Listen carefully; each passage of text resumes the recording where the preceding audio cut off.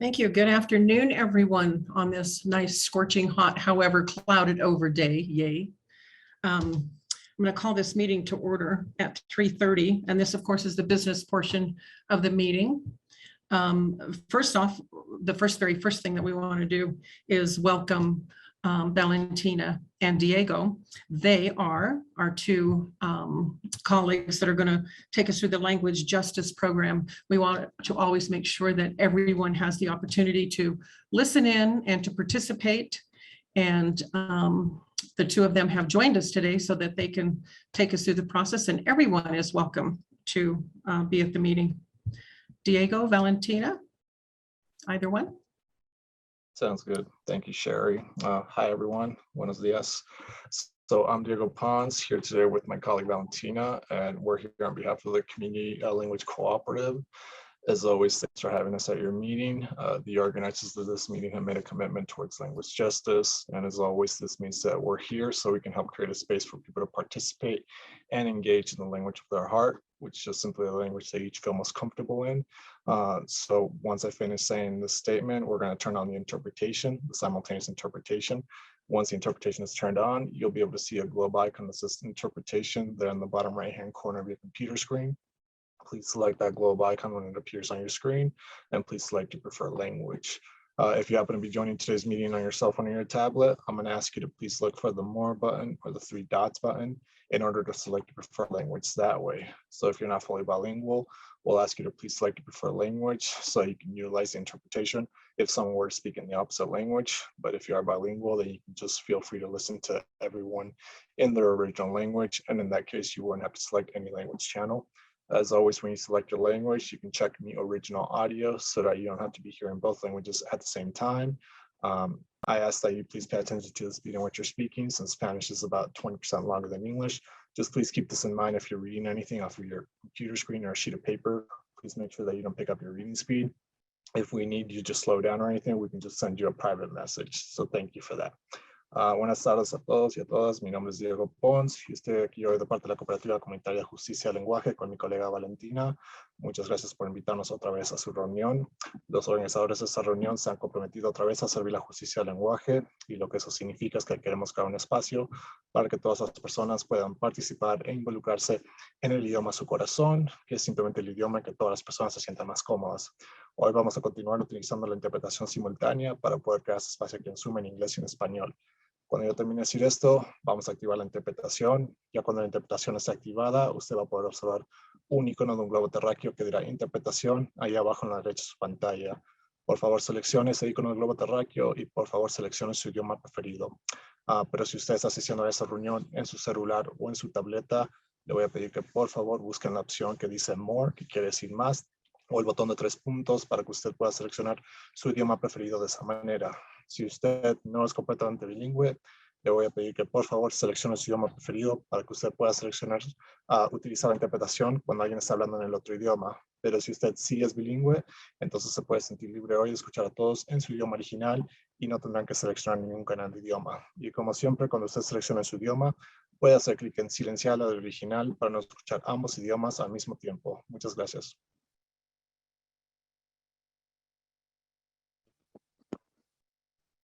Thank you, Diego. And now, if you will all look to the bottom, you'll see the interpretation little symbol of the little globe, and you can click on that and select your preference.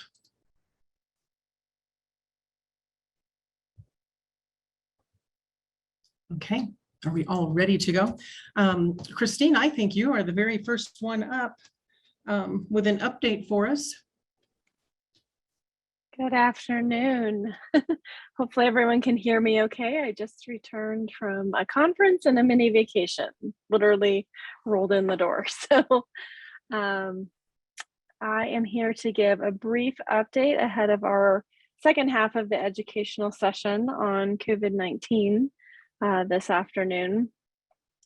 So a little bit of update from across the state. We are slowly, and I can't emphasize that enough, slowly trending down both within our county and across the state in terms of the number of cases that have been reported to the system of COVID-19. We are down from our peak of June 9th, but we are significantly higher than where we were in the middle of March. The primary cause of the increase in cases are two variants of Omicron. Omicron is a COVID-19 variant as well. So we have BA4 and BA5. There's been lots of news about these two variants. They have pretty much almost overtaken all other variants of COVID-19 in the state of Colorado. We are seeing a little bit of immune escape with these two variants, and we are seeing a high rate of transmissibility. So how easy it is for individuals to become infected with both BA4 and BA5. On a good note, there is an updated booster that has been advised by our partners at the FDA, and it will include matches to both the BA4 and the BA5 Omicron variant. There'll be more to come on that news, but we are looking for that information and the updated booster vaccine for COVID-19 in about October of this year. So across the state of Colorado, this is just a visual representation of what I just stated. We're kind of at a very slow, sustained decline from that peak in early June of COVID-19 cases at a relatively, mid-level plateau of these COVID-19 cases. Hospitalizations, on the other hand, are sort of in a steady plateau. There's a slight increase from week over end. This data is as of the 13th. So this is last week. Due to when the Board of Health falls, I won't get an update until tomorrow. So this is last week's data through last week. But we are at a sustained plateau in terms of hospitalizations, holding right around the 300 mark, going up and down around that number. Again, this is statewide data. This gives us a picture of where Jefferson County sits across in relation to the rest of our partners across the state of Colorado. A majority of the state is in this 100 to 300 cumulative 7-day case count. Jefferson County sitting right here in the middle. Looking at our data, our trend over timeline, very similar looking to the statewide level, a very just slow but steady decline in case counts. We did see a little bit of a rise right in here after the 4th of July holiday, not unexpected at all. And if we see a little bit of a drop this week, we'll know we're heading in the right direction ahead of school returning in August.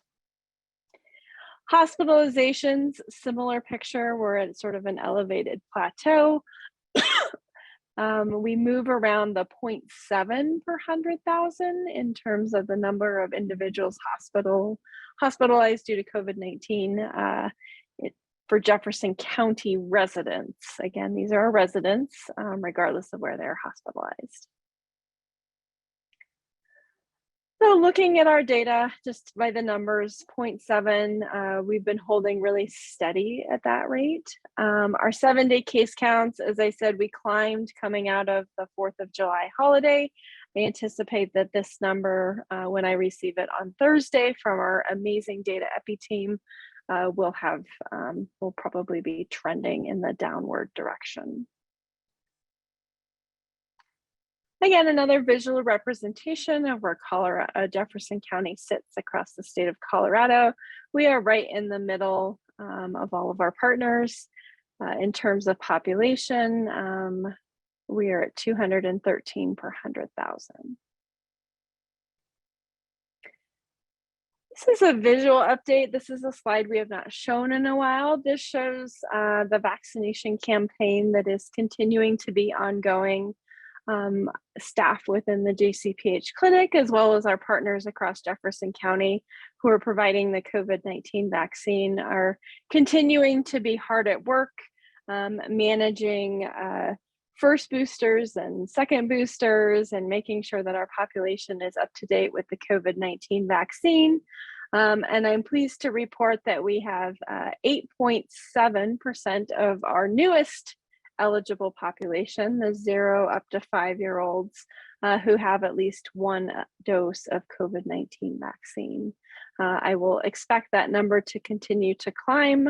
Our staff is hard at work educating parents as to the benefits of the vaccine for their younger members of our population. Test to Treat, that is the program that we have mentioned before. This is the antiviral therapeutics program. It continues to be ongoing. Picked up my mail after being on vacation today, and I had a postcard from the state of Colorado explaining the therapeutics and the treatments that are available. I'm quite hopeful that as more and more information gets out about our available and effective therapeutic treatments, that we will have more members of our population continuing to utilize these tools in the fight against COVID-19 infection.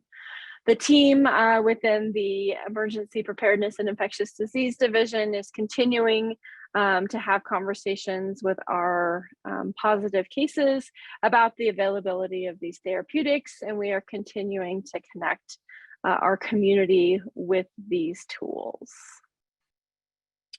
On a very good note, I am pleased to report that we have dropped out of CDC community level high.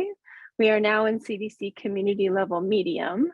I'll put a little caveat on that. If you had looked at our case counts, we are on the slow and steady decline with an up and down, a slight change in those rates week to week. So I wouldn't be surprised if we maybe bump up to high for a week, down to medium, up to high, down to medium, while there is some stabilization in those numbers. But as of now, we have dropped into CDC community level medium, meaning that between our hospitalization rates, as well as our COVID-19 case counts, we have moved down a risk level for the community in terms of COVID-19 transmission. And one more brief update. We have received through the end of June the reports from our partners at the Colorado Health Institute in terms of public health work and the next chapter, sort of that road forward and the road to recovery. One of the pieces within that was talking about community-wide COVID-19 testing and sort of shifting that back into traditional settings. I am a little concerned about doing that too soon, and with the support of the state health department, along with some work that's being done internally, we do have one community testing site at Kipling and Alameda that will continue to stay open. It reopened in the middle of July, and it will be open through the respiratory season that we have coming over the fall and winter of 2022 and 2023. And we are also working to get a second site that will be available to the community, as well as perhaps a mobile effort for our under-resourced areas of our community as well.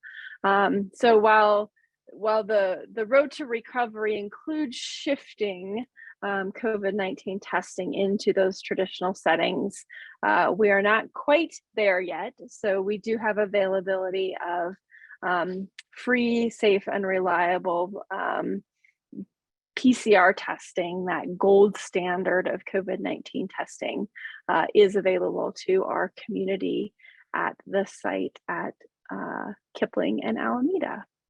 So that is all I have today. I'm happy to take questions, but I also want to leave our partners in WIC plenty of time. Christine, thank you. And I wanted to open it up to the board members to see if anyone had any questions, and just to kind of go over again that when we have the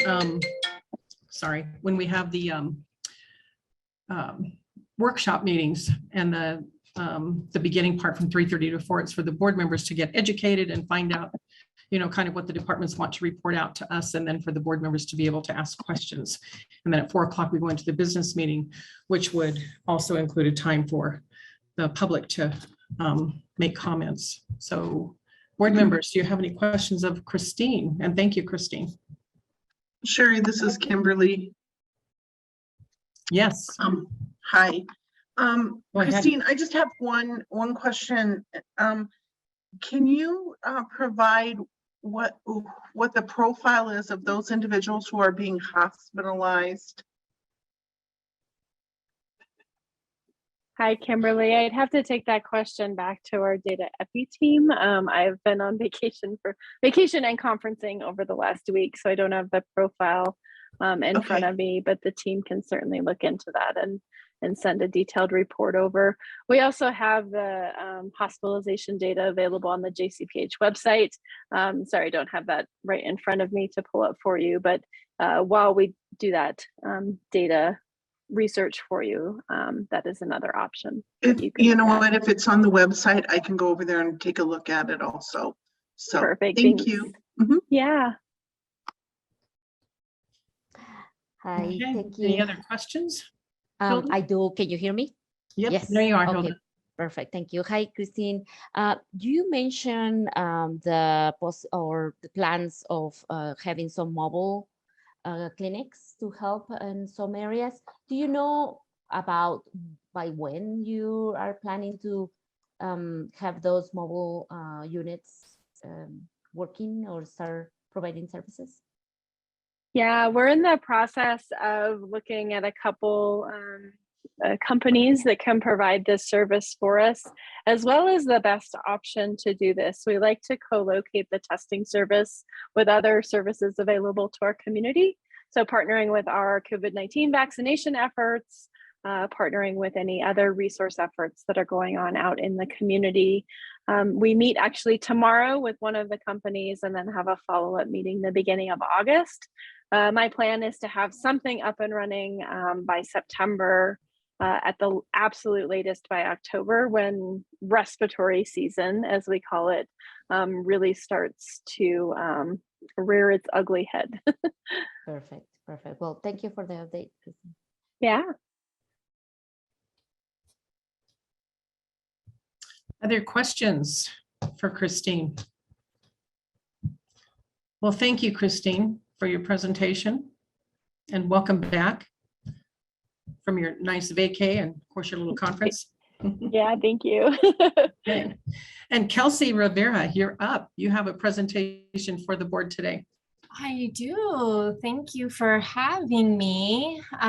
It's been a while since I've been able to present with you all, but I'm actually going to start with a video, and then I will gladly introduce myself a little bit more and talk about what I am here to update you all on.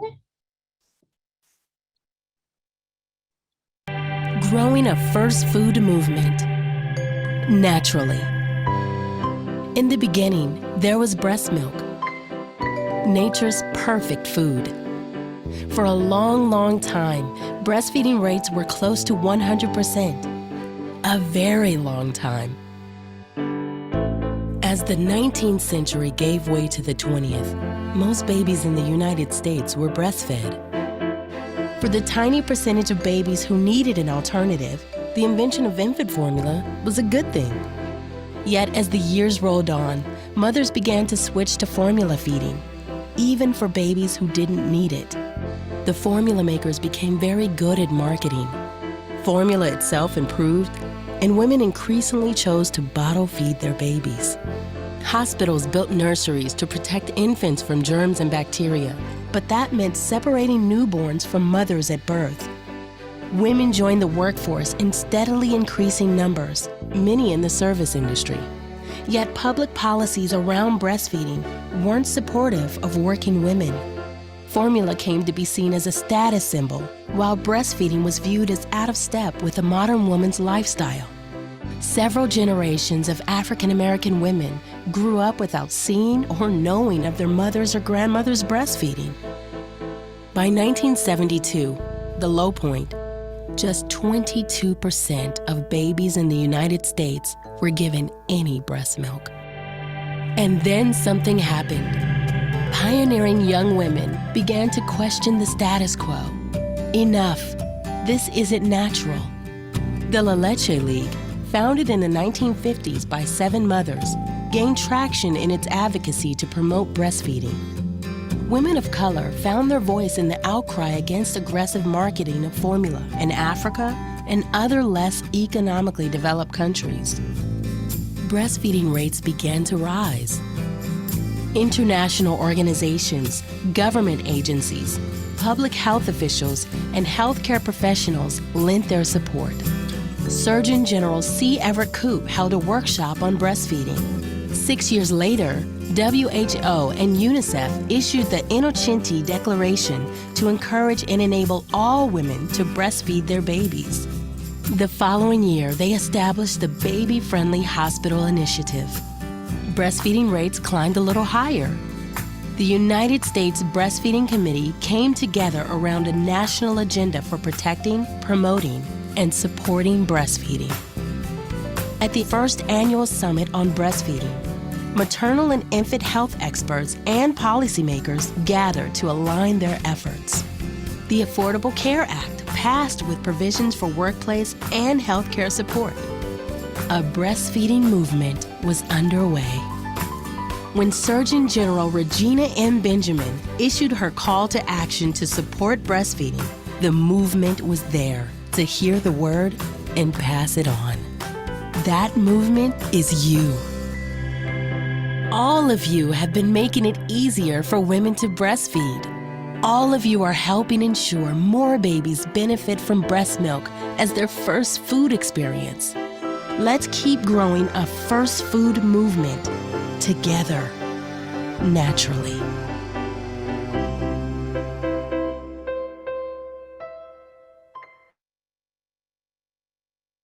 Right, so let me pull up my presentation, but I always like to start with a little bit of history. And as you might have guessed, I am here to talk to you a little bit about our Other banks go out of their way to make redeeming credit card rewards needlessly complicated, but Discover isn't like that. With Discover, you can redeem your reward.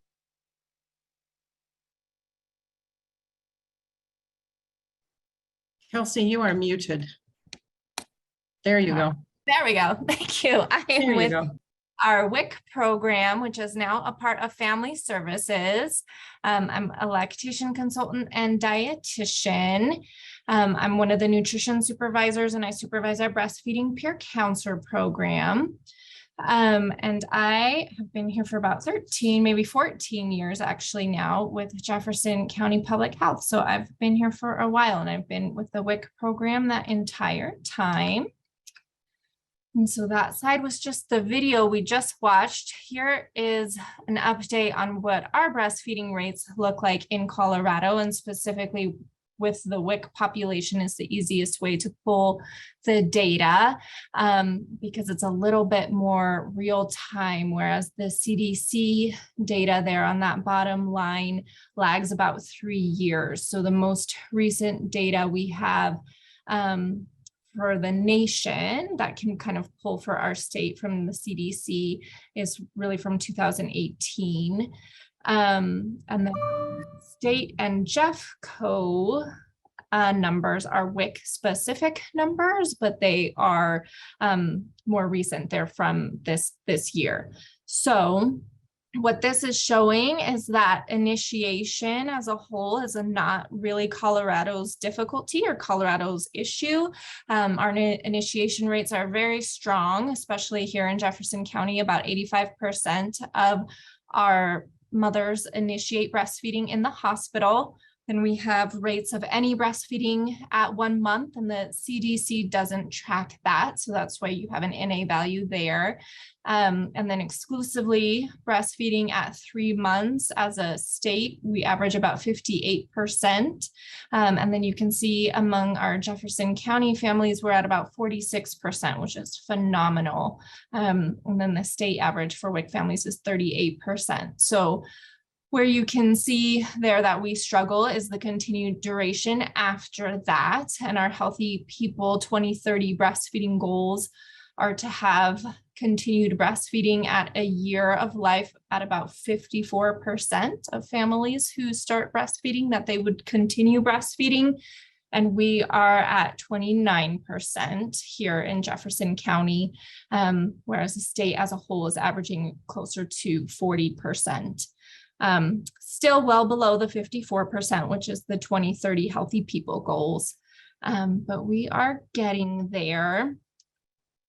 And so a brief history of breastfeeding awareness campaigns. These were mentioned in that video we just saw, but on August 1st, 1990, the Inochenti Declaration was produced and adopted.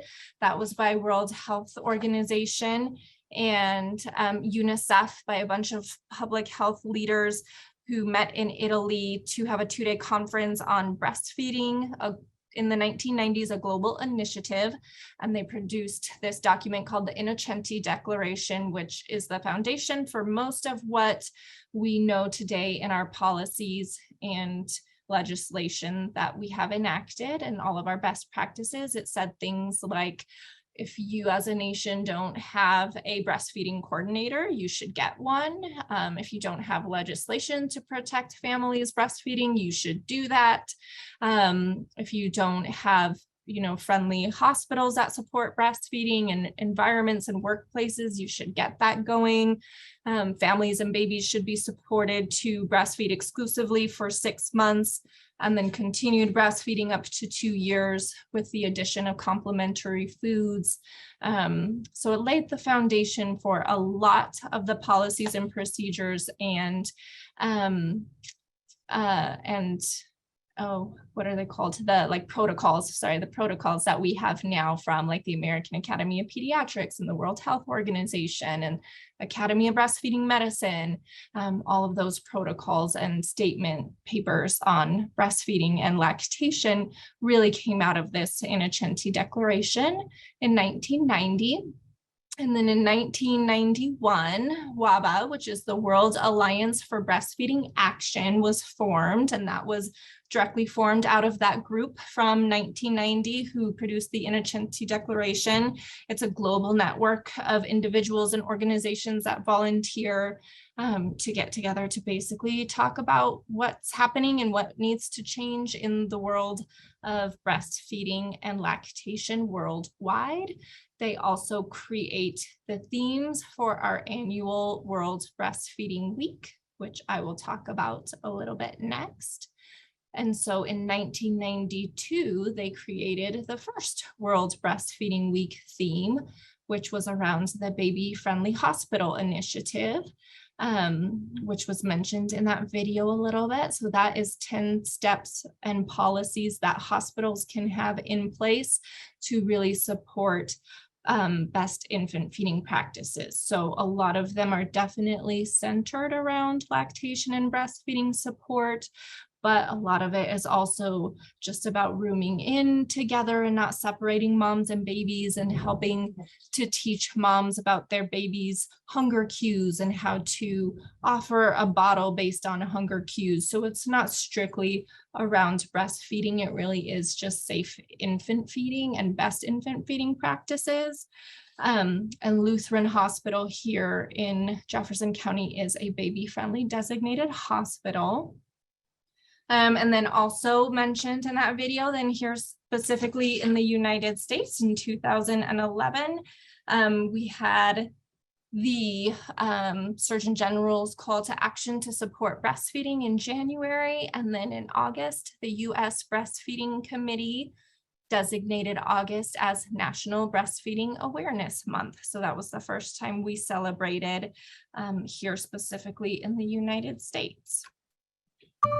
So speaking of World Breastfeeding Week, they come up with a theme every year. So this year's theme is Step Up for Breastfeeding, Educate and Support. And really, it's just all about making sure all the key players, including not only the families, but the people around them, the governments, the health systems, workplaces, doctors, communities, airports, that everywhere around them that our families come into contact with, that they know their roles in supporting breastfeeding families. And so that's really the overarching goal of World Breastfeeding Week every year, and it's celebrated the first week of August in honor of that Inochenti Declaration. So August 1st through 7th is always World Breastfeeding Week. And so what I will quickly update you all on is what we are celebrating in our Jefferson County Public Health Lactation World, which is our ABC grant work, and I'll go over that a little bit more. And then we kicked off our Baby Cafe support group this year. We are working with our wonderful health comms team to have a really strong social media presence for the month of August. And hopefully we'll be talking about a proclamation later today.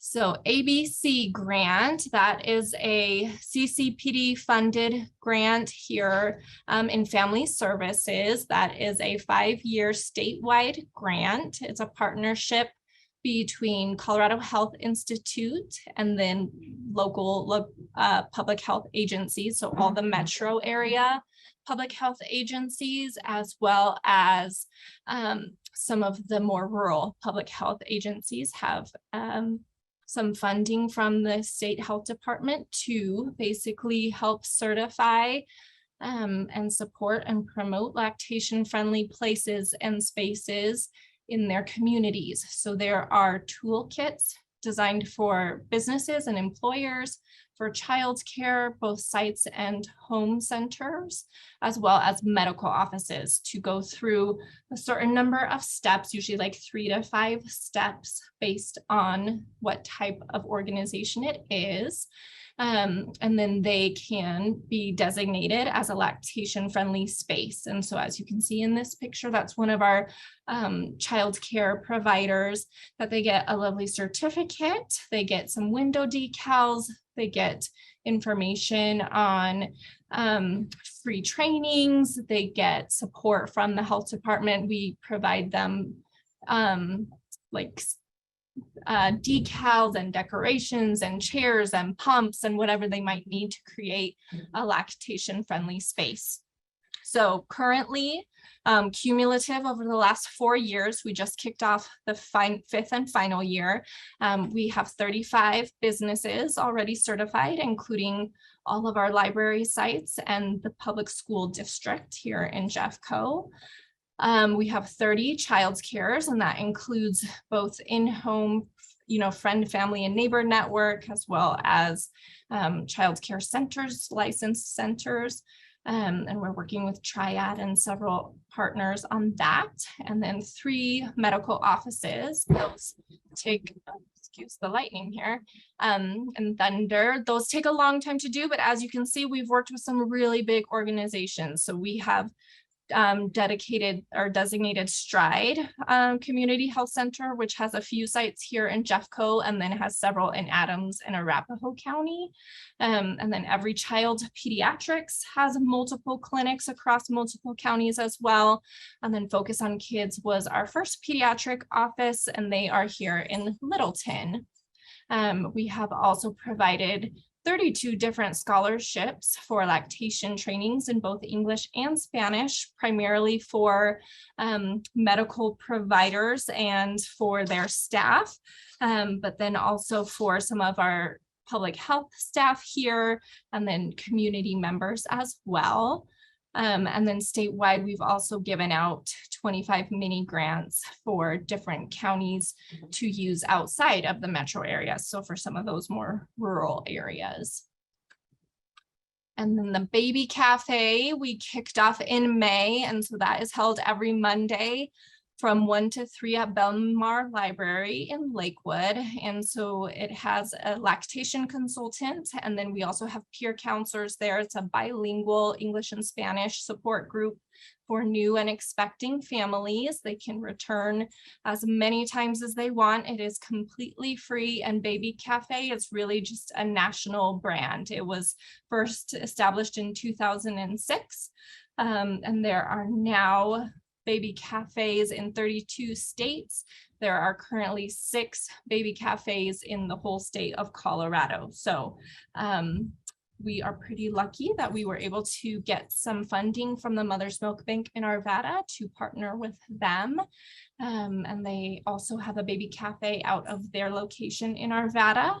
And then there are other ones throughout the state. There's one at Every Child Pediatrics office in Thornton. And then there's one at the Jewish Community Center in Denver. I think there's one in Frisco. And then the last one is escaping me, but it's another rural location. But yeah, so that's what we are working on here. And that is all I have, just as a quick update to what we've been working on. So I am happy to take any questions that you all have. But I just wanted to provide a little bit of history around World Breastfeeding Week and National Breastfeeding Month ahead of our discussion around a potential proclamation for Breastfeeding Month later, and then provide a little update on what we've been up to. Thank you, Kelsey. Yeah. Board members, do you have questions for Kelsey? And I can't see all of you, so you'll have to holler out. Well, Kelsey, thank you for the update. And Hilda, did you have a question? No, I don't have questions, but I just want to congratulate the work that you guys all are doing. And thank you for the video. It was very helpful to see the trajectory of this effort. So I appreciate your presentation. Thank you. Thank you. Thank you, Kelsey. And thank your team. Thank you. I will. Okay. Well, that will take us, I believe it is 4:06, so we will be able to go straight into the business meeting portion of the Public Health Board meeting. And I will call this meeting to order at 4:06. And Lindsay, will you do a roll call, please? Sure. Hilda Gerke, Present. Kimberly Kropik, Present. Lane Drager, Present. and Sherry John. Present. And for the record, Harriet Hall is absent and a quorum has been established. Thank you. Before us, we have the consent agenda, which includes the acceptance of the agenda, approval of June board and health meeting minutes, and the approval of the warrants. And I would look for a motion. Is there anything that needs to be taken off of the consent agenda? I have not heard from anyone that has specific questions on those. Okay. So may I get a motion, please, to accept the consent agenda?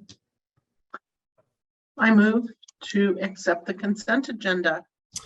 Thank you. Second. It has been made a motion and it has been seconded. All those in favor, please say aye. Aye. Aye. Aye. Any opposed? I guess I should have said it would make it easier. Please say nay. Okay, that motion carries and the consent agenda has been accepted. And then we'll move right into the public comment. And again, remind everyone that we do have a process for public comment, and that is for you to go online and sign up so that you may speak to the board. We're doing 3-minute intervals so that you have 3 minutes to express your thoughts or concerns or share information. And we did have someone sign up. Kimberly, we do have one person signed up to speak. Would you introduce our guest, please? Oh, do you mean Lindsay? Me? Yeah, that's what did I just say? Kimberly, but it's totally fine. Just That's because I was sitting here looking at Kimberly because she just got back from this and I haven't gotten to talk to her. So Lindsay, please, will you introduce our guest? It's fine. It's Josh Schlossberg, and Josh, you're unmuted, so you should be able to go ahead. Great. Can you hear me? Yes. Okay, I'm speaking on behalf of Colorado COVID Watch. We're still asking that Sherry John step down from president of the Board of Health for being transparently, unapologetically anti-public health, with countless examples in our report, Unmasking Jeffco, coloradocovidwatch.org, all gleaned from the emails we got in our Cora. Really quick, a few of them opposing all mask mandates throughout the pandemic, intentionally hiding COVID data from public meetings, spreading disinformation, downplaying the seriousness of the virus, stating that Omicron doesn't put people in the hospital, the benefits of public health measures, repeated insistence that the alleged mental health of anti-maskers is more important than the physical health of everyone else, risking private and public health data by refusing cybersecurity training, impeding a police investigation into anti-vaccine death threats, sidestepping and undermining the authority of former public health director, PhD epidemiologist Dawn Comstock. If John won't step down on her own from the role of president, we've started a petition to ask county commissioners to remove her from the board entirely. Now a question for the board, although Colorado COVID Watch have gotten close to 0 of our questions answered throughout the entire pandemic. In our report, Unmasking Jeffco, we uncovered emails from Dawn Comstock saying that the Jefferson County Sheriff's Jail was not following COVID protocols, which led, of course, to numerous and ongoing outbreaks. We would like to know exactly what those protocols were/are today, and which of them did the sheriff's office not follow. Is that something that for the first time during the pandemic, we're going to be able to get an answer from the board? Thank you. That's all I have. All right, thank you. And Sherry, that was, we just had one person signed up, so that's it for public. Okay, thank you. We will have our financial report. Salma, are you with us today? Did I see? There you are. Yes, Salma, I am. you have a financial report for us. Yes, I do. Go ahead and share my screen.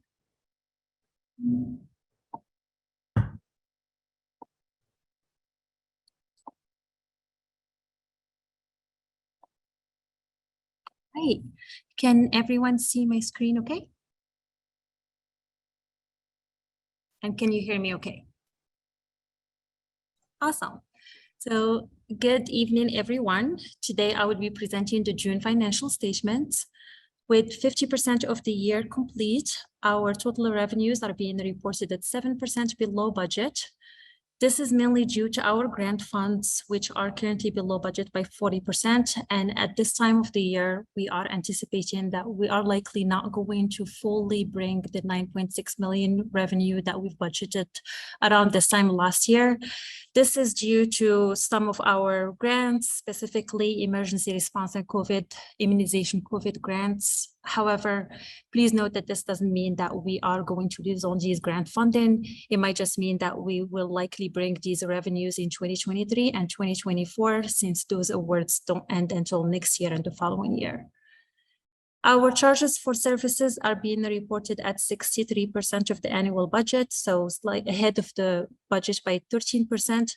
Again, this is typical to see at this time of the year because of the restaurant licensing fees that are collected, were collected in advance or at the beginning of this year. In terms of expenditures, our salaries and benefits are being reported 13% below budget. This is because of some of our positions associated with emergency response that we are not needing to fill this year, and also some of the county transfer positions, county funded positions that we are holding on filling due to anticipated budget challenges next year. We continue to surpass our supplies and direct assistance line item. Other charges for services and contractual costs are being reported 6% below budget. Capital projects and equipment being reported just slightly below budget by 1%. Intergovernmental or payment to state are being reported 11% below budget. And intergovernmental or cost allocation charges are being reported at 53% or 3% ahead of the budget. This puts our entire expenditures or our total expenditures at 40% of the annual budget. And to date, we've only utilized 33% of our county transfer, or 2.9 million of our county transfer. Any questions? Thank you, Salma. And before we take a vote to approve, board members, are there any questions on any of the financial report? Salma, you did a good job. Thank you. Thank you for your time today. Thank you. So we will need to take a vote to approve the financial report. May I get a motion, please? I move to approve the financial report. I second. Okay, it has been moved and has been seconded. Any opposed? Please say no. Okay, that motion carries. Thank you.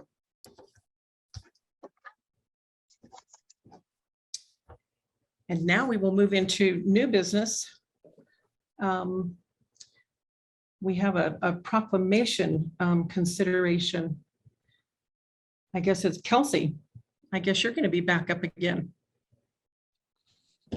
I am, and I don't specifically have anything to add other than for anyone who was not available during the study session, I am requesting that we recognize August as Breastfeeding Month in Jefferson County, and a proclamation has been provided to the board for consideration. A small but mighty team here in Jefferson County Public Health helped create that, but any changes are welcome. And if Kimberly, I think, has a question. Kelsey. No, I don't have a question, but generally in the past, we've had those read aloud for the public who is on our call who did not have the privilege of having that circulated to them. So I would ask Kelsey if you want, or Sherry, to go ahead and read that. And you know what? I do not have it straight in front of me. Kelsey, do you have that up on your computer that you can read that for us, please? Well, I can pull it up. Yeah, I just wasn't sure if you all had possibly made any edits or if you wanted to read it in your official adopting of it, but I am more than happy to pull it up. Let me find it.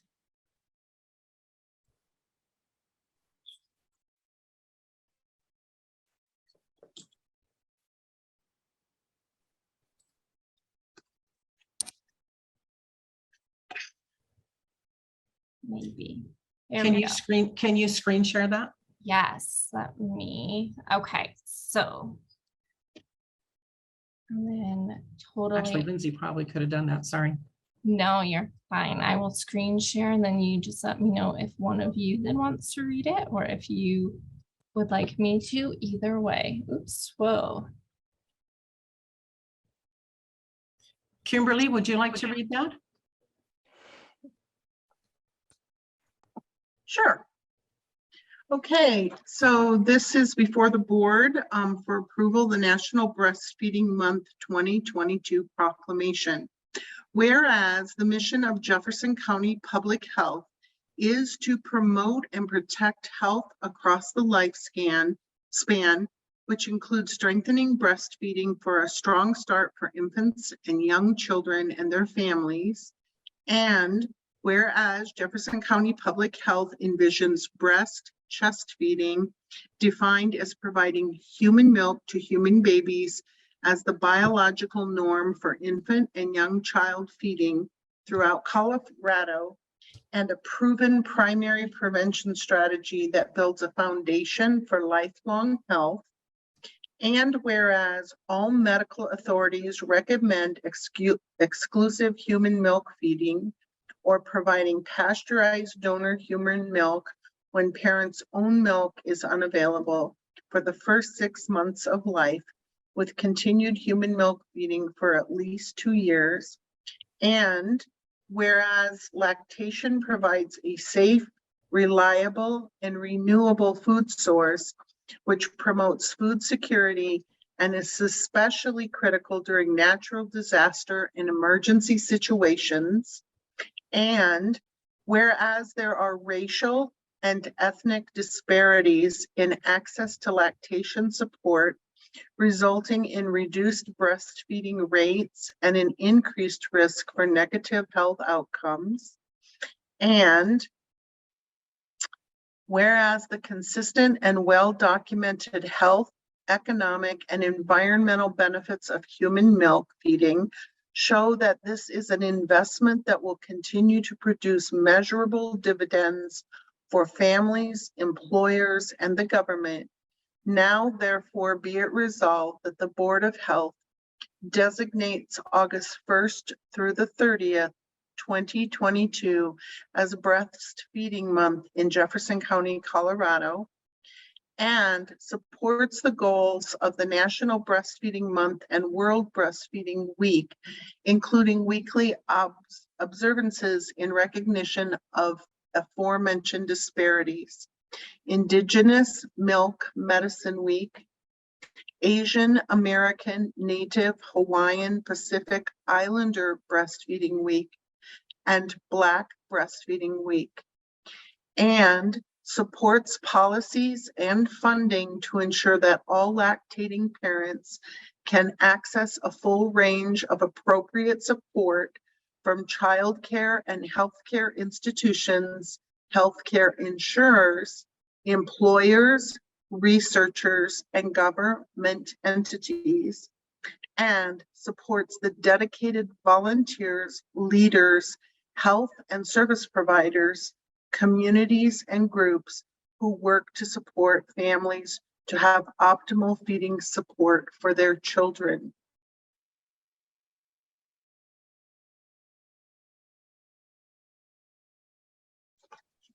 Thank you, Kimberly. Are there any further comments? Questions? Hilda, you have one. Yes, I'm curious. I saw there were some communities that were considered. What is or why those communities were mentioned in there specifically? Yeah, thank you for asking. So the U.S. Breastfeeding Committee, in partnership with those different communities, they do weekly observances as part of National Breastfeeding Month. So the first week is always World Breastfeeding Week. And then the second week is now dedicated to awareness for Indigenous populations. And then the third week is Asian American, Native Hawaiian, and Pacific Islander Breastfeeding Awareness Week. And then the fourth week of August is always dedicated to the Black Breastfeeding Week community. And they are actually celebrating their 10th year anniversary of holding that awareness campaign. So that's why those communities are specifically called out, and that we support those awareness campaigns for the month of August as well. And so what I understand is that this is are already happening in other counties, and or is something that is happening around the state or around United States? Yeah, those specifically are national awareness campaigns. Mm-hmm. So we'll just be kind of adding our effort to a national campaign. Yeah. Okay, thank you, Kelsey. Thank you. Kimberly, you have a question, your hand's up. Thank you. I just had one question, Kelsey.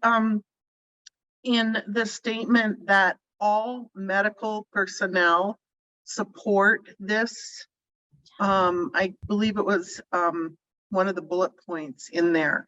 I just want to make certain that there isn't a thought left or a perception left with the public that healthcare providers understand that there are situations where children require, because of medical conditions, formulas that are specific to treating those medical conditions. And I think it's important. I don't know that it needs to be in the proclamation, but I just wanted to make that statement publicly here as we are considering this, to to not receive a lot of concern or feedback from the public who have children who unfortunately have digestive or other health issues that require them to have access to those formulas.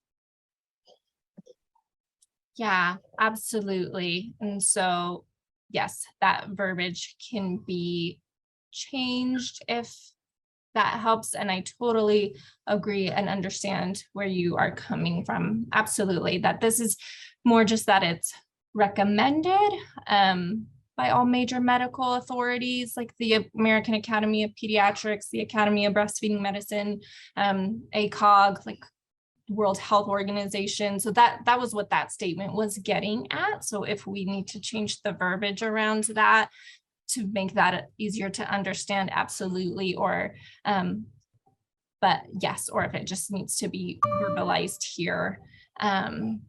Is it possible maybe, Kelsey, to put whereas it is recommended, instead of saying all medical authorities recommend, how about it is recommended exclusive human milk feeding, you know,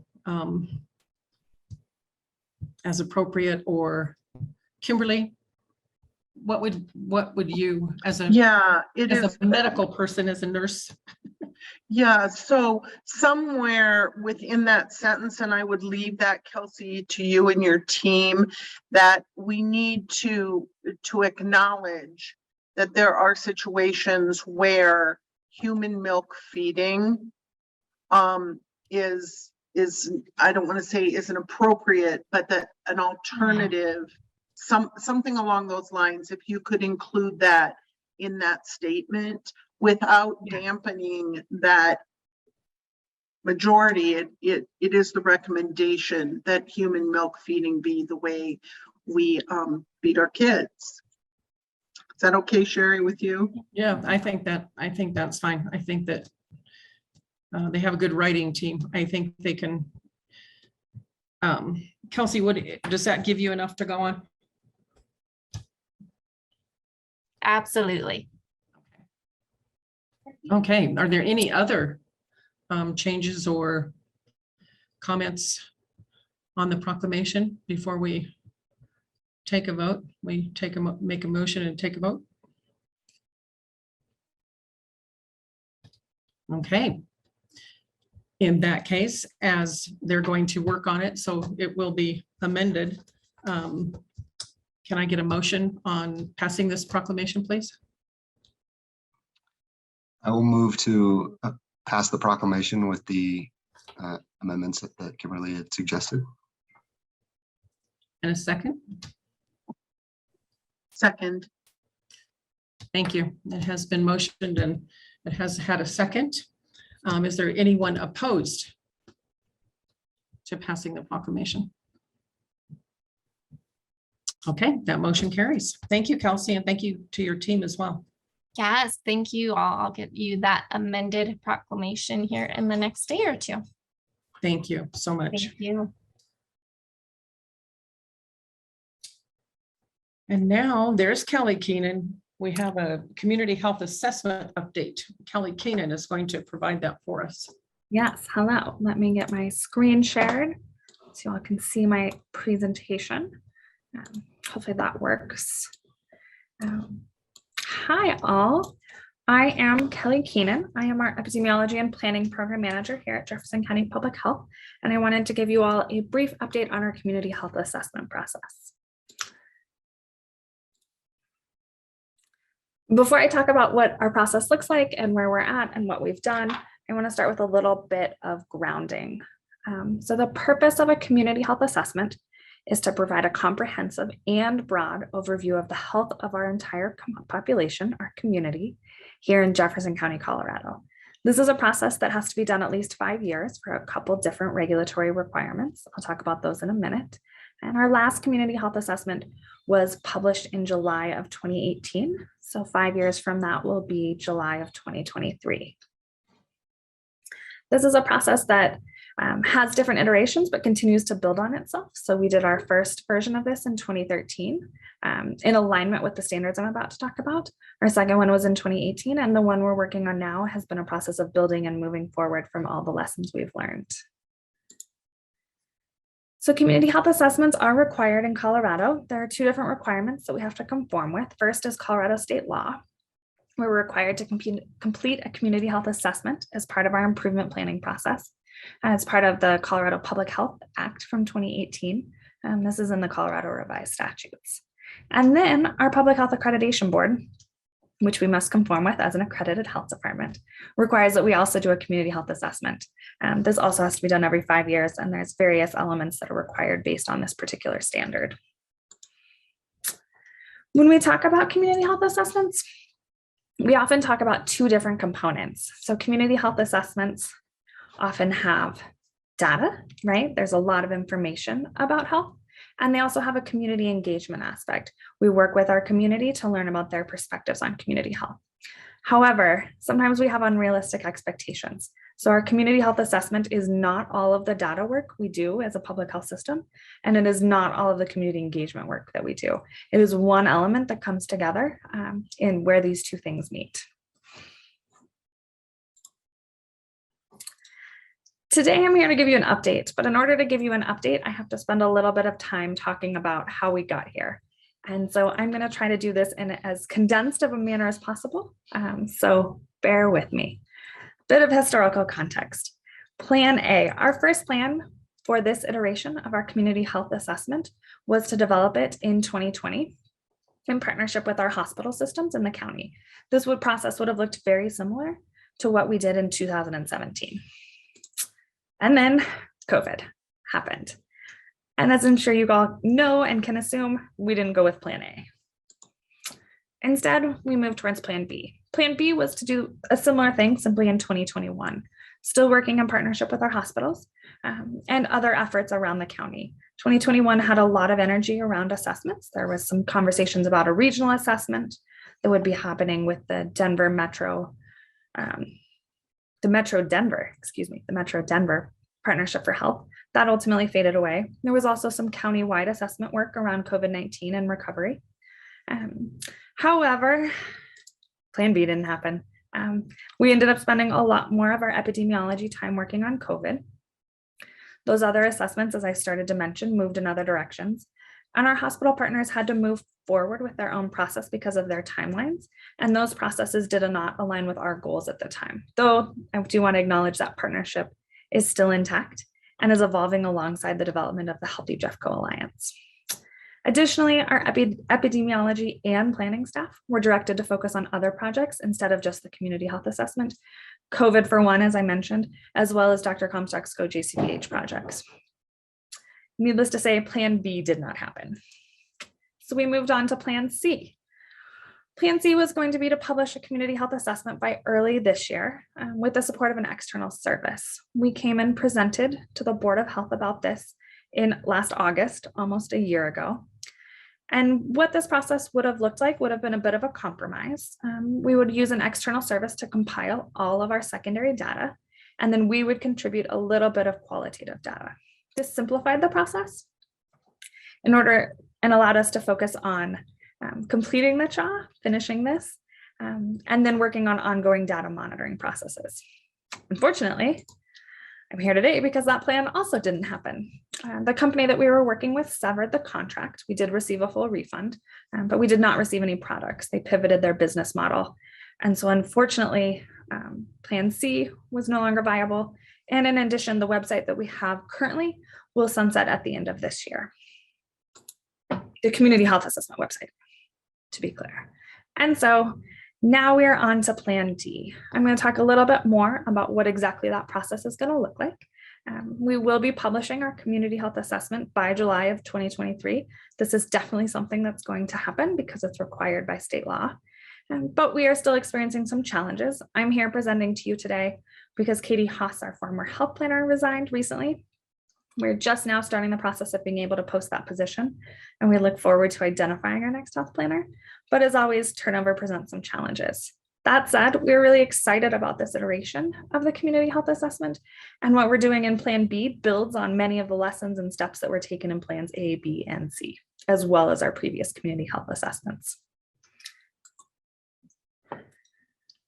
Our community health assessment process, this iteration of it, is going to follow 3 large phases.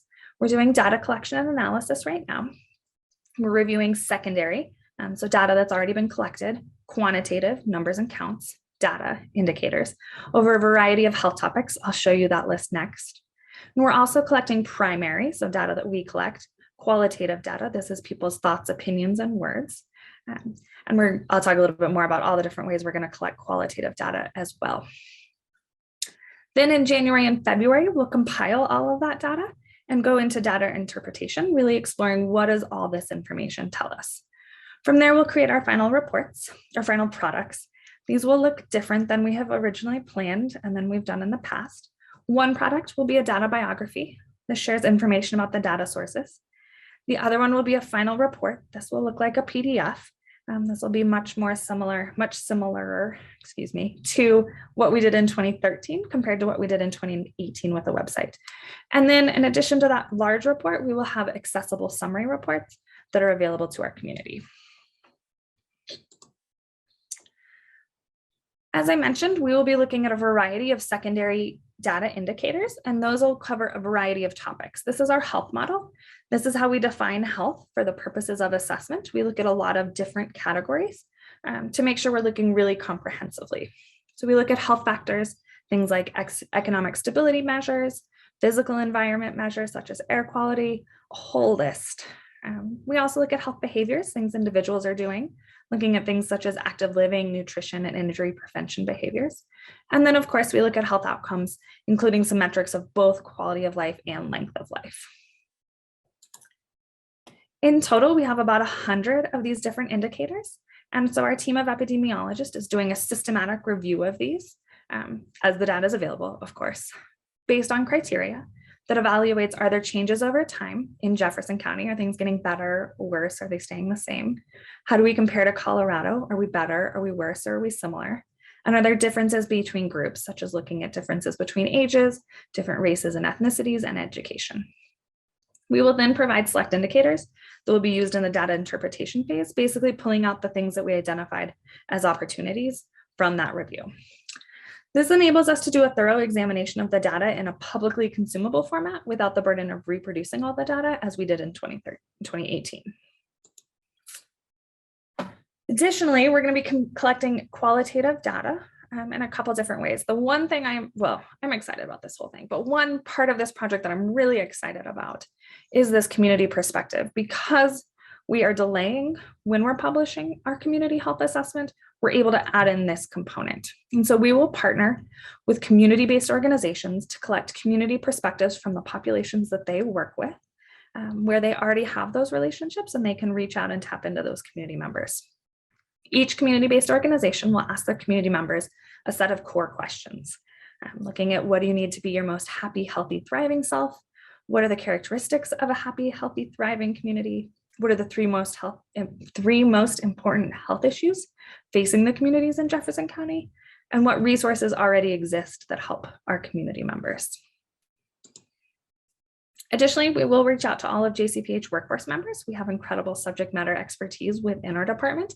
And so when we do our annual survey, which is conducted in August, all workforce members will be asked about their observations about what's going well and the three most important health topics that are facing our community. And finally, we are going to reach out to elected officials and get their perspectives as well. We'll conduct some key informant interviews with a convenient sample to learn about their perspectives as well, looking at similar questions. As you'll see, some of these questions come from the first project and some of these align with what we're asking workforce members. And that will conclude our process. So once we have all that information, it'll go through an interpretation phase, and then we'll be able to share that summary reports with you all. Let me stop here. Are there any questions about the process? Members, do you have any questions? I'm not seeing any hands go up. I just will comment, Kelly, that the meetings that I've attended and watching in the leadership groups and watching you go through this process, it has amazed me how quickly you've been able to adapt each time and just keep moving from plan A to plan B to plan C and now to plan D. So thank you for hanging in there and continuing to work on this. And I am excited as you are, especially as excited as you are with the community piece, because I do think it is so important. So thank you. Absolutely. Hilda. Sherry, I changed my mind. I do have a question. This sounds impressive. So like Sherry said, thank you for doing this work. How are you planning to engage different communities with different needs and different characteristics? Yes, this is where we're using the community-based organization approach because of the constrained timeline we have, and in some ways the constrained resources. Going out and working with those community-based organizations that already have community partnerships was the best strategy we had for moving forward. It's not the gold standard of community engagement, but it certainly is an improvement from what we've done in the past, where we've done, say, 8 small focus groups. This at least is improving that, and something we want to expand on as we continue to move forward. Thank you, Kate. You know, Kelly, I think one thing that would be helpful is if you just gave kind of a quick, like, what are some of the community partnerships that you have? I don't think people really realize how connected public health is with all of the different organizations. Yes, I am probably not the best person to speak to all of the connections we have. I will say we're in the middle of this process, and our applications to participate in this data collection process closed, gosh, the 15th, must have been Friday. And so we're looking through that list, and we have, I think, 15 or so organizations that span all different topics, working with all different types of communities, some comprehensive, some with really specific focus areas. And so we're excited to reach out and start working with them and identify the best partners based on the resources we have. Thank you. Then my last slide here, moving forward, assuming there's no more changes, when would you all like to be updated next about this? And then to ask a compounding question, somewhat related, would you like our team to present on data specific sources or topics besides COVID? 2 potential examples here are the Healthy Kids Colorado survey data from 2021 was recently published. We could give a presentation on that. And mortality data is certified in June, so we should know the leading causes of death from 2021 and could give a presentation on something like that, or a variety of other topics. I will just say one of the things that I always found very interesting was the health assessments. What is it? The Healthy Schools. Which one is it that you? The Healthy Kids Colorado survey. Healthy Kids Colorado. That's what it is. I would definitely like to hear about that one. And I don't know that even the board members might know. Are there other things that you would like to hear about? But the Healthy Kids Colorado is very telling. You know, I always did say, if you want to know something, go talk to kids because they will just tell you more than you probably wanted to know.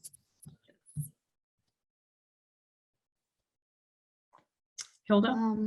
Yeah, I don't know if this is something that you guys going to be asking, but I would like to see the effects of housing is having on the health of the community members and the lack of housing is how it's affecting. I don't know if this is something that you also use in your assessment that is related to health. I believe we do have at least one, if not a couple indicators on housing. I'll confirm with the team and see what information we have that we could bring.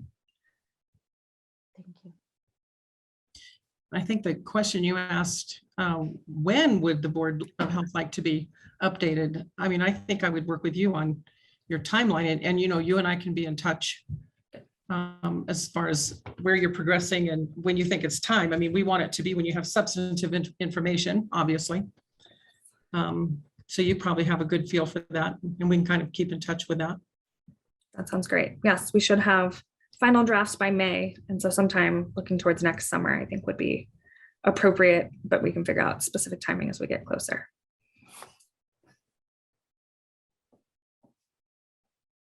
Other questions, comments from the board? Lane, you have your hand up. Yeah, thank you. Yeah, I would agree. As you have relevant data to update us, that would be great. And I also would love to hear more on the Healthy Kids survey and any other community partnership efforts that you're pulling together as you're doing this. So that'd be great. Sounds good. You know, to Lane's point, I think it is important for us to hear, what is the community saying? What's important to them? What are they bringing up? You know, we always think we're sitting here that we just know everything, and we really don't know everything that's going on. But when you go into the community, they're happy to tell you. Kimberly, you have a comment question.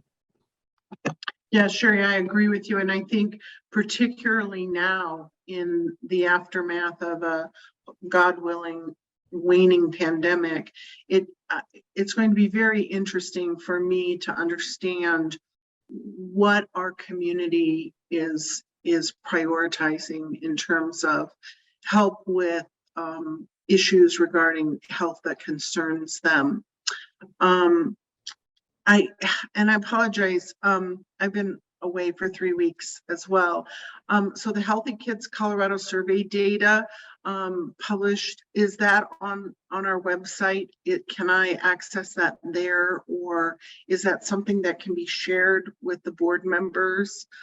Because I would really be interested in that. As you probably know, Kelly, throughout the pandemic, we had a lot of community distress around mental health issues with the kids. And I would really like to see what our survey data found, especially as we're starting to move into a new school year. So thanks. Yes, I will find that link and share it with Lindsay to share with all of you in this meeting, so you have it this evening. Thank you, Kelly. It is very telling. I will say that. Things you never thought about. This probably is a good transition to hand it over to Pamela and CTC, unless there's any other questions. Any other questions from the board members? Okay, we're seeing none. We will go straight over to the communities that care. CTC, who do we have? Do we have Pamela? Hi there, everyone.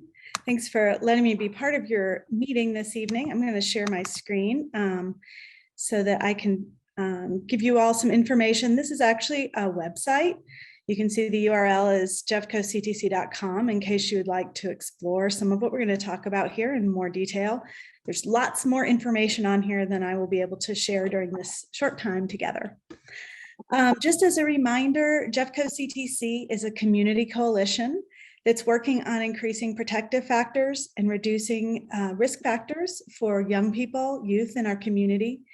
Our focus areas are actually mental and behavioral health, including substance misuse, and also including interpersonal violence. We've been around now for 6 years in our current form, and we have grown and expanded, and it's been a really exciting time period. So as I think most of you know, we have about 50 actively involved board members.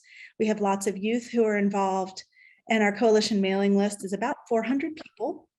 The grants that we have, which are currently 3 grants, are all specifically focused on having a coalition, not a health department, but a coalition, do work in the community, because no one agency can tackle youth substance misuse, youth mental health, youth anxiety alone. And so we are really fortunate to have really great involvement from a wide variety of partners.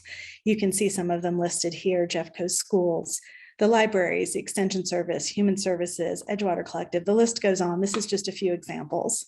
And we also partner closely with coalitions. It's important to note that the coalition has and has never accepted county dollars. We have received no county dollars whatsoever. We are entirely grant funded.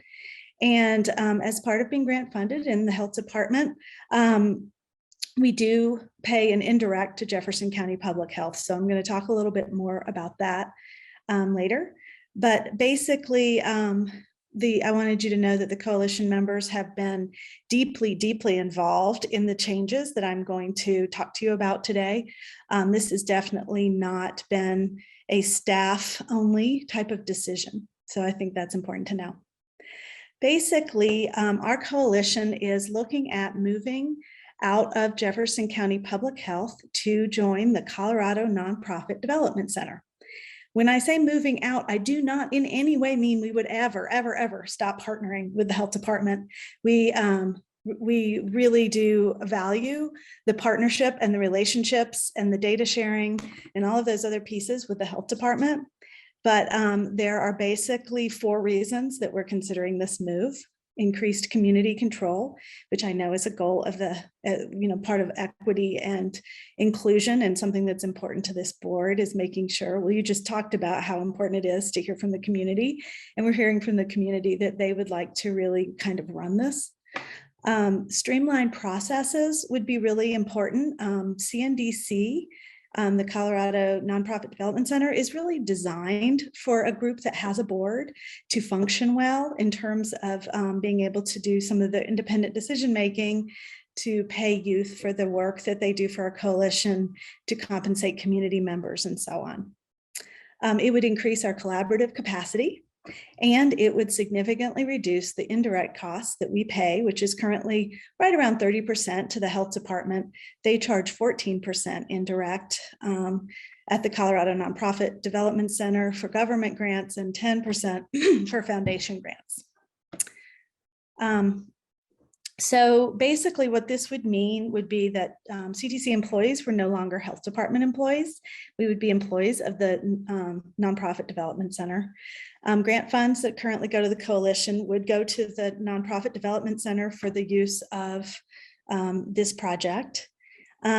This would all be accomplished through a simple agreement and a letter to our funders. The agreement's about 1.5 pages. My understanding is it's been, you might be able to get more information from someone else. I think our legal department has been looking at it. We supplied that to them a few weeks ago. And this will allow our coalition to basically grow and thrive. But again, I want to reiterate that we would be continuing our partnership with JCPH and the community. And this would allow the community then to kind of have power over their own project. On this website, I have a lot more information, but I thought I would pause here and see what questions board members might have about this move. Board members, do you have questions at this point? I do not. I'm not seeing any hands. All right. Can't see the full screen, but I'm not hearing anyone. So great. Please continue, Pamela. All right. So my question to this group is, what concerns might you have? Because what we're going to be doing, the process we're going through as a coalition, is a lot of in-depth discussions. We did a poll that indicated that 92% of the coalition members support this move. But you all will be asked to make a decision in August about whether or not you will sign off on this move, is my understanding, that will be asked to you in August. So I would like to know if you all would intend, and the coalition would like to know, if you all would tend to go with what the coalition requests, or if there's more information or more processes that you all would need in order to be able to make this decision on behalf of the community. Does that make sense as a question? So we're basically, I want to be able to report back to the board at the board meeting next Thursday if the Board of Health feels that they could generally support the decision of the community board, or if you would like further processes. Pamela, do you mind? I'm going to open that to the board members. Hilda? I was just wondering if Pamela, I can mention again what is the decision that your coalition board made, just to make sure I'm clear with what is Absolutely. Yeah, so we're going through a multi-step process. You can see here, this is a Gantt chart. It's also online if you want to study it further. There's multi-steps to do this type of move because we would be talking about moving employees and grants. Currently, Jefferson County Public Health's legal folks are looking at the 1.5-page agreement. They've had that for, I believe, 3 or 4 weeks. They're looking at that. And then there's also a half-page letter that they're considering. So they would bring that to you, I believe, in your August meeting. At the same time, the board members of the Jefferson County Communities That Care Coalition, that, as I mentioned, is made up of a lot of different agencies and representatives. They have been considering this as well. And we decided, because it's such an important move and we wanted to make sure we were being equitable in getting everyone's opinion, that we would do a poll, followed by we had a Q&A, then a poll, then another discussion, which is coming up on Thursday, followed by the official vote. So the vote would be, should Jefferson County Communities That Care, and then our 3 grants, which I have listed here, move to be part of a nonprofit agency. So in other words, this nonprofit would take over the role that Jefferson County Public Health has as the employer, and to do the HR and to do the fiscal management of the coalition. And is that nonprofit an established one, or you're planning to create a new one? We are absolutely not going to create a new one. This one has been around for many, many, many years. There's 75 projects that they manage, and they are set up to really streamline processes for organizations like this coalition. So they already have participant stipends ready. That's one of the big things they do. They're used to working with multiple contractors, working for small amounts of money. They have technical assistance on budgeting type issues for grant members. They have training for board members. So they're really set up to do this type of work for a coalition. I kind of see this as an evolution. It's almost like the health department incubated this, and now we have grown to a place that the community is really ready to have power over their own decision making, instead of really having key decisions go through the health department and you all. One last question. Can you disclose the name of the organization, or that is something that? Mm-hmm. No, absolutely. It's called the Colorado Nonprofit Development Center. It is linked on this webpage. If you'd like to visit the webpage, it's www.jeffcoctc.com. And it's linked multiple times. Here it is, the Colorado Nonprofit Development Center. We considered 55 aspects that were important to the board in terms of what they'd like to see from a fiscal agent. And then they considered 6 different agencies. And this one rose to the top as having the most services that would benefit our community and our coalition's work. So they will act as a fiscal agent, but you'll still have your functions as a coalition and organization. Yes. And yes. Perfect. Thank you for clarifying those questions. Pamela, I'm kind of curious, what you said that you were going to discuss the indirect costs. Yes. What are some of the kind of paint that picture for me? What are the indirect costs through Jefferson County? Currently, the health department, and feel free to tell me if I'm wrong, but charges or will be charging 28.7% indirect costs. So for every, for example, $100,000 that we receive, approximately $30,000 would go towards the health department, and then the other $70,000 would go towards our programming with the coalition. At the Colorado Nonprofit Development Center, they charge 14% for government grants, which is the majority of our funding. So it's about half. And that would give us about $90,000 a year, give or take. Those numbers can change, but it will give us some extra funding to work with on a predictable year-over-year basis.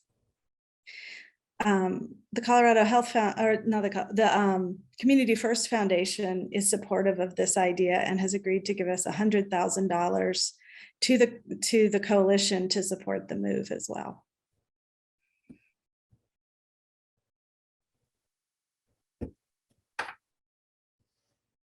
Thank you. Lane, you have a question. Thanks, Pamela. Yeah, I definitely don't want to stand in the way of success of this effort. It's been phenomenal what you've achieved. I definitely would still like to hear from staff. So for me, it's a little premature to give any specific answers, but just want you to have that sense as I don't want to impede the success of the organization.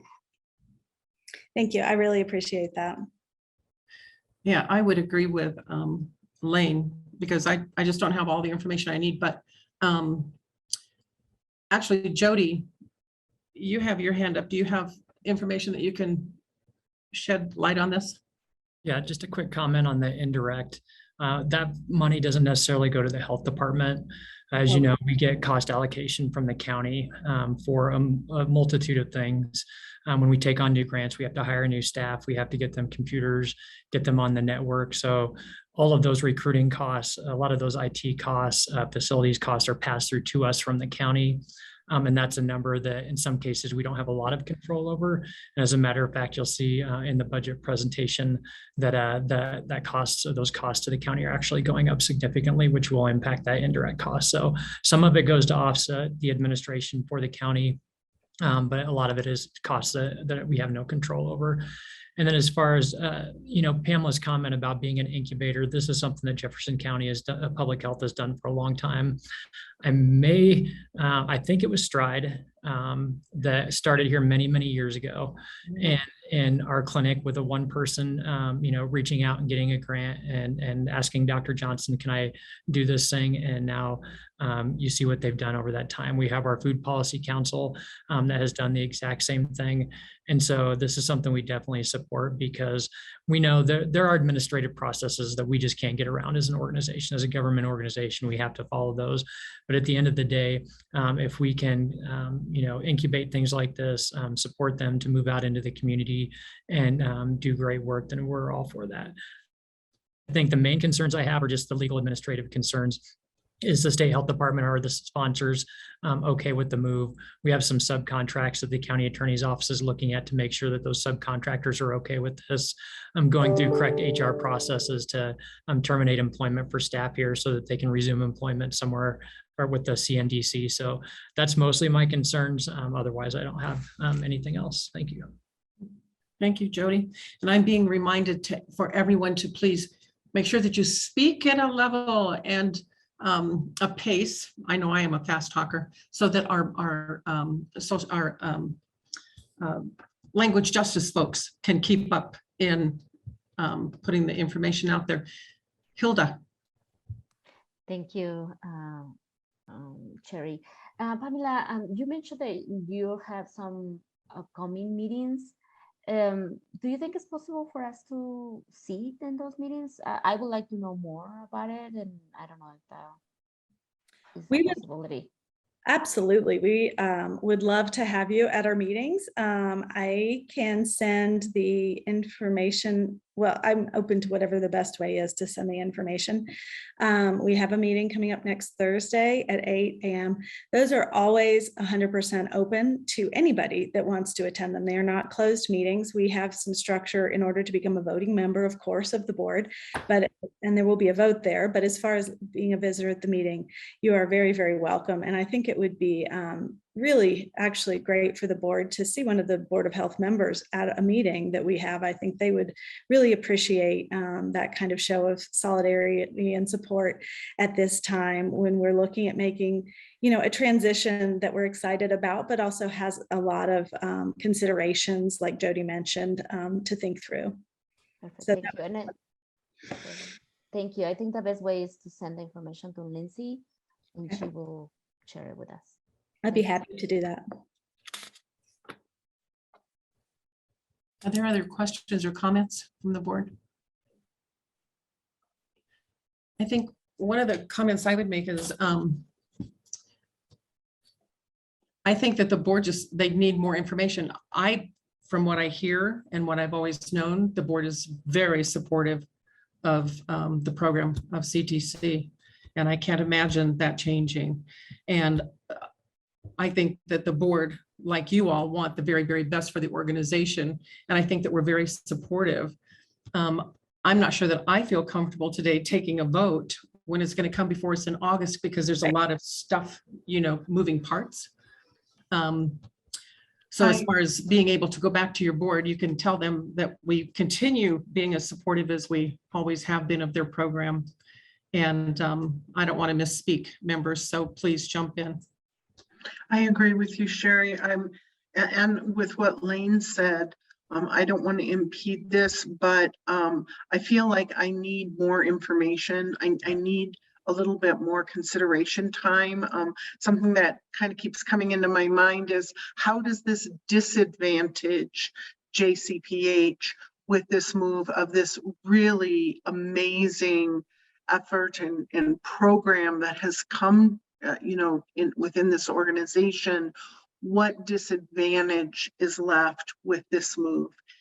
That would be one thing I would like to kind of have an opportunity to consider and talk to a few people about as well.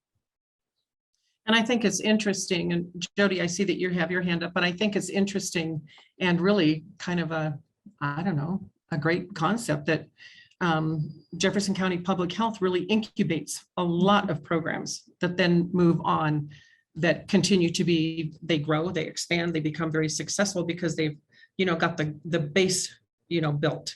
So want to make sure that that everyone is very supportive of the program.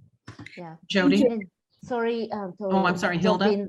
Sorry to jump in, Jody, really quick. I gotta step out, but I just wanna kind of second what Kim and Len has said, and Cherry. I'm also in favor or support of whatever you guys decided that is for your coalition. So I want to mention that really quick. Thank you, Hilda. Thank you. And I just want to say, I didn't intend to ask you to vote by any means. I just was hoping that if you knew of some specific information, but I will also send more information through Lindsay. I apologize. It was not my intention to ask you to vote. So you're fine, Pamela, you're fine. Jody? Yeah, just a quick administrative clarification. It's kind of up to the county attorney's office, the timing on this. So it may come in August, it may come in September, it may come tomorrow, and they may come to me and say, Jody, you can take care of this and you can sign it. It sounds like the board would like to hear a little more about this. I think for the sake of kind of from Pamela's perspective with the staff questions and things like that, that if we did have an opportunity to move this forward very quickly, that it would be nice to be able to do so. So just wanted to get your feedback on, would we like to hold off till August to make sure you all have an opportunity to look at kind of next steps, or if this is something that we can move on with the county attorney's blessing that I could sign off on, would you be okay with that?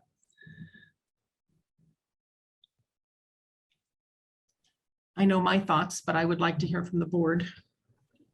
Again, I would just want to make sure there's no unintended consequences. So again, I'm sure the coalition is really thinking thoughtfully about this, but once you pull that trigger and maybe remove yourself, I don't know how easy it is to come back in if you found out that there's things that now you're not able to take advantage of by no longer being a part of a health department. So again, I'm sure a lot of the funds, the grant funds you're eligible for and don't need to be a health department, but some funding sources you do need to be a government entity. So just making sure there's no unintended consequences there, as well as that you have all those aspects covered. Again, you have legal services through the health department and all those other components that you may need to acquire if you're now on your own. So just to making sure that all the different thoughts have been really covered. Mm-hmm. Lane, I appreciate that. I do want to make sure I reiterate that we would not be on our own. We would be part of another very, very large, long-standing nonprofit that would be managing many of those pieces. But yes, there's so much to consider. We've spent literally hours as a coalition with a lot of volunteers spending a lot of time looking at all the different pieces. And as I mentioned, we had our 52 aspects that we studied for each of our potential agencies.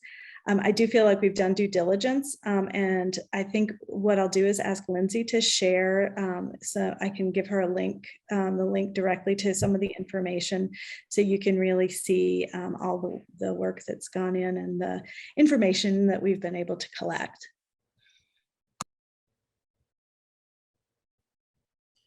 Kimberly, did you have a question?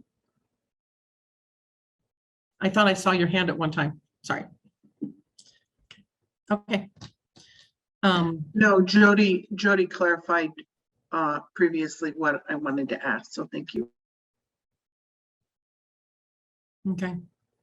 And I know that Jody did want to know that if the county attorney and the legal stuff and all of that got worked through, would the board feel comfortable then, you know, just having this move on? We can still get an update in August if there is one.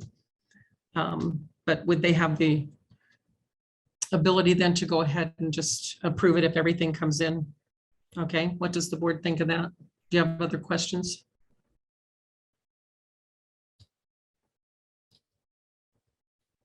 Comments?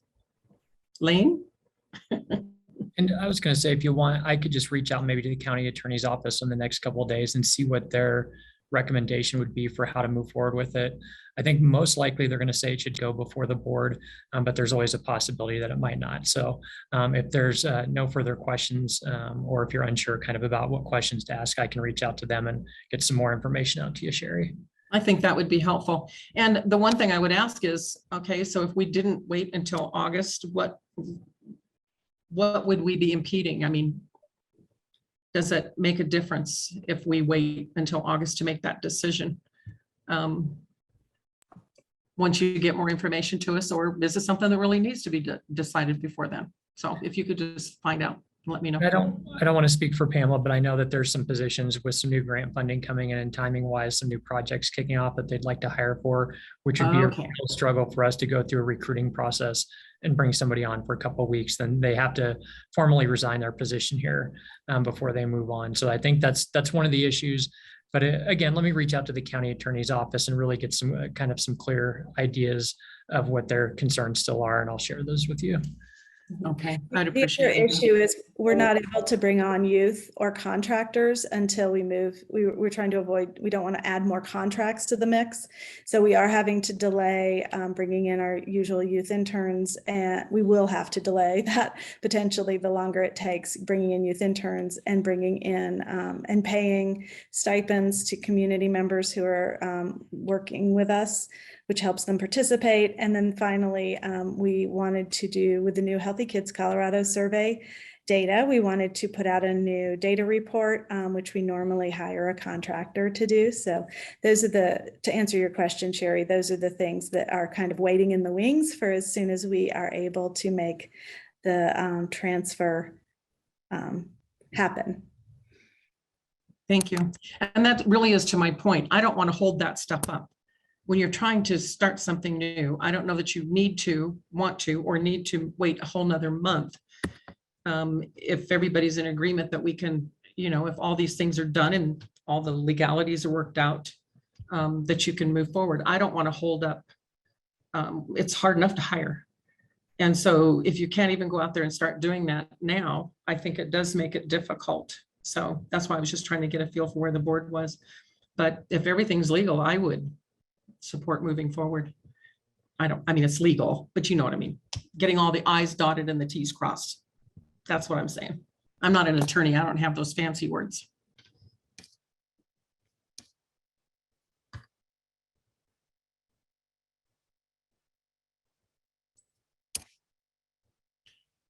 Okay. Well, Pamela, I appreciate you taking this on, and I appreciate all the work that you all have put into it. I appreciate the work that all of the Jefferson County Public Health people have put into it, and working as a partnership and all working together to make it such a successful program. And I have no doubt that it will continue to be very successful. So, and I know Elise was a big champion of that, as was our former president, by the way, Greg Duranolo. He was very, very supportive of the CTC. So it's good to know it's not going away and that it's just going to be doing better and better. Yes, it will definitely not be going away, nor will this be the last time that you hear from us. I promise we will be back to report to you what we're doing, because truly it will still be public health, and it will still be in the community. So thanks everybody for your support. That's appreciated.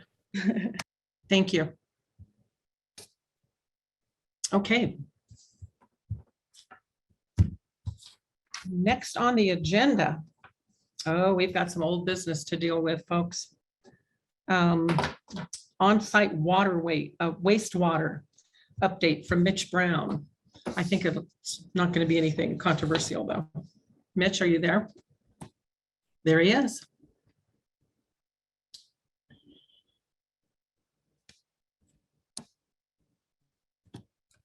Okay, good. I can unmute myself. Hi, good evening, everybody.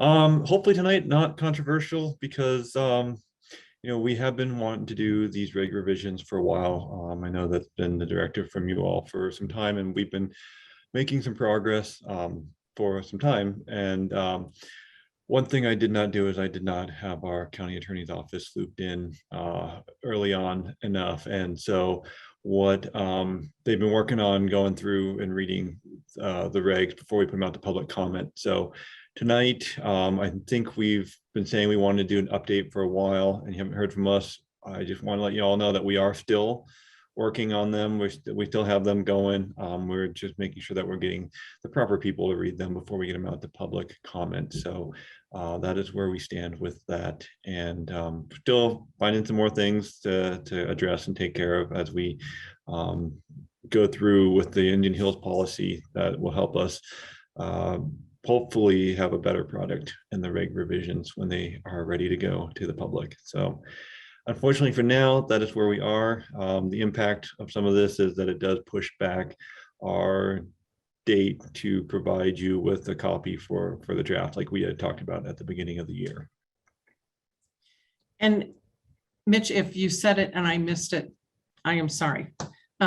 So when are you projecting now that you would be able to maybe update and give us a report? Certainly, Did you say yeah. that? I did not say that, so no, you didn't. Okay. You did not miss that. The last that we had, we were looking at September, and I'm going to say more probably towards October, November would be more likely in our timeline. Thank you. Yeah, we just want to give the attorney's office plenty of time with the turnover they've had, the turnover we've had in our staff, a lot of education and trying to get people up to speed on understanding on-site wastewater. And so we've had that challenge. And then also we want to give the public plenty of time to have time to make their comments as well, because I'm sure they will have a lot of their thoughts. Board members, comments, questions? Lane, you're our expert on all of this. Do you have anything to add or ask? Good. All right. So I know you had kind of mentioned this earlier. We, like I said, we hadn't made any updates in the last couple of months just because we didn't have any updates. So I just kind of want to throw that out there too. If we don't have an update, I do want to keep in touch with you all, let you know, but it's just been a while. But yeah, if you don't hear from me in the next month or so, we're probably still going to be working on things. And when we feel we have something more of substance to give you as an update, we'll do so. Okay. All right. Appreciate that. Thank you. Thanks. Okay, see, that was painless, you all. Let's go right into the senior leadership team updates. And Jody, would you lead them off, please? Yes, thank you. I'm going to follow Mitch's lead and keep this very brief for the sake of time. Just one really important update. As you all know, Lisa Bell has officially retired from Jefferson County Public Health, and we are not refilling that position for budget considerations. We're making some organizational changes. So all the teams that have worked with Elise for so many years have been a part of just a fantastic division that was a leader and an innovator across the state for a long, long time. They're now working with other directors. This includes WIC, which has moved into family services, health communications, which has moved on to Christine's team, and then tobacco, food policy, healthy beverage. So the policy work, and Pamela's as well has shifted to me. So that's where they sit right now. And I just want to thank them for, hanging in there during yet more change. And just being so flexible to make these changes. I know change is always hard, and transitions like this can be difficult, but just thank you for your patience. Thanks for your work. And I know I'm looking forward to continuing to work with all of you. Thank you, Jody. Are there questions from the board members? Okay. Joe, are you with us, Joe? I am, thank you. Thank you, Sherry. Unfortunately, I do not have an update for today's meeting. Thank you for the opportunity, though. Always. Jim Rada, I know I saw you out there. Yes, I am here. I need to get on the right page. Good evening, everyone. I just have one announcement. Environmental health is finally back to full strength. I don't believe I see her on the screen today, so I'm going to share a photo of our newest employee. This is Jessie Gladden. Jessie joined us from the City of Columbia, Missouri Health Department, where she was an environmental health specialist for a few years. And she's heavy into training right now, but we are really glad to have her on board. And I will figure out in a minute how to take her back off the screen, but that is a milestone for our department. One other move that we've made is to move one of our new supervisors who was funded through ELC2 funding. When John Vickery left the staff, we've moved Madison Pitts from grant funded to fully permanent funding, which unfortunately reduced the number of our field staff by one position. So we will not be refilling that one field staff position unless funding becomes available in some other way in the future. So, but we are full staffed and I'm very happy about that. Thank you. That's all I have. Thank you. Questions for Jim? Anyone? While he figures out how to de-share his screen. Okay. And then do we have an update from the family services? I understand that Carrie was not able to join us. Is there anyone else that was going to update for her? Oh, I saw Christine jump in. No, she's just turning her camera on. Okay. What about clinic services with Gwen? I understand that she's not able to join us today. Anybody doing an update there? Okay. Well, Christine, now you are up. I was preempting all of that. Disease.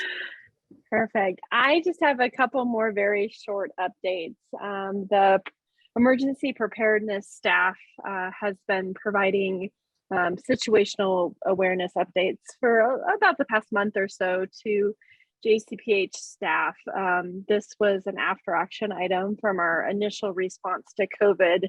And there was overwhelming agreement that the staff across the health department wanted to know when the preparedness team was watching something or monitoring something.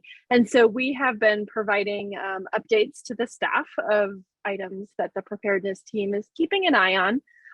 But I wanted to mention a couple of them. One of them is drought, which I believe I've mentioned before to the Board of Health, that we are monitoring the impact of drought and drinking water preparedness really across the Western United States. Hoover Dam is currently at 1,050 feet, and it will no longer be able to reduce power if it drops 100 more feet. So the concern level is huge when it comes to drought and really the impact on the Western United States and the state of Colorado. And I know we are all currently feeling it with the heat across the state. So we are very closely monitoring the drought situation. The other one, which will speak to Gwen's team and clinic services, as well as the preparedness team and the infectious disease teams, we are monitoring the monkeypox outbreak that is occurring across the nation. Currently in Colorado, according to the CDC website, there are 32 confirmed cases of monkeypox infection in the state of Colorado. We are in a monitoring phase related to this. Our clinic has signed up to provide, be able to provide vaccine as well as testing. And Dr. Rowan, our medical director, is working very closely with the clinic staff on protocols and appointment scheduling and all of the pieces that go along with that. We are also monitoring the information in terms of sharing with our partners as additional epidemiological information comes out around exposures, case investigation, contact tracing. The same tools that we are using for COVID response, we will use in monkeypox response as well. So those are two important things that we wanted to highlight that the Emergency Preparedness and Infectious Disease Division is working on. Board members? Any questions, comments? Thank you, Christine. And that takes us to staff comments. Do we have staff comments today? You'll have to holler or raise your hand so that I can call on you.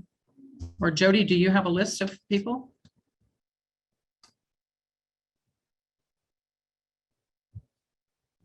I do not have a list, sorry.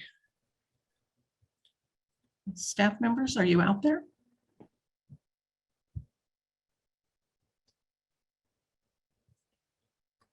Okay. Well, we want to say thank you to our staff anyway, because they all work really, really hard and they have a lot of really great things going on. So want to tell them we appreciate them for that. And next on the agenda is the executive session. And Carrie, are you on? I am on, and so is Kim Sorrells, who will be conducting the executive session. Kim is going to take us into executive session? Yes. Okay. Carrie, I don't see Kim. Is she with you, or I don't see her listed as a participant?